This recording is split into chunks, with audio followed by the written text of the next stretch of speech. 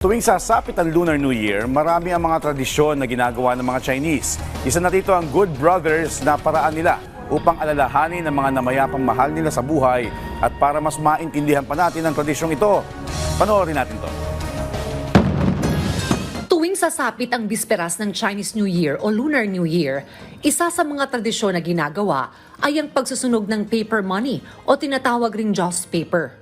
Ang tradisyon na ito ay mayaman sa simbolismo, kaya naman ang kaugaliang ito ay daan-daang taon nang ipinapasa sa iba't ibang henerasyon.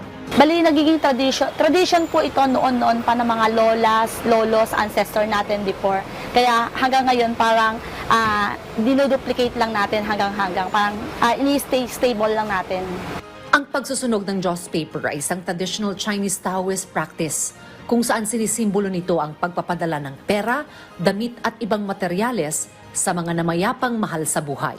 Pag Chinese New Year, may talagang isang set na paper na ino-offer para sa mga good brothers. Ito yung mga good brothers na mga kaluluwang hindi natin nakikita, na kailangan natin alayin para the whole year hindi tayo gambalain. May special na ino-offer talagang paper for that. Ang tradisyong ito ay hindi lamang tuwing Lunar New Year ginagawa, kundi ginagawa rin nila ito sa iba pang okasyon at pagkakataon. May iba't ibang klase rin ng joss paper, depende sa kung ano ang iyong hiling. Mayroong para sa negosyo, mayroon ding para sa wealth at marami pang iba. Sabi nga nila, the more the better.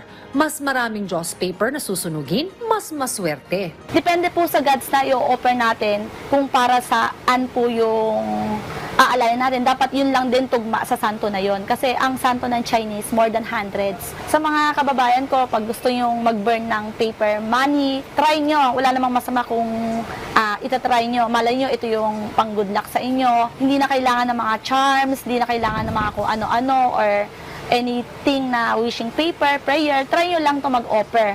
Baka sakaling ito na yung key para sa inyong success.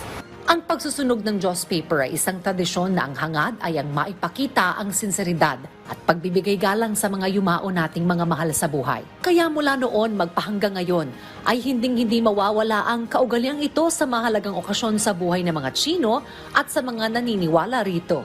Kyong Hi Wat Sai, Sin Ni Kwai Lok. Happy New Year po to everyone!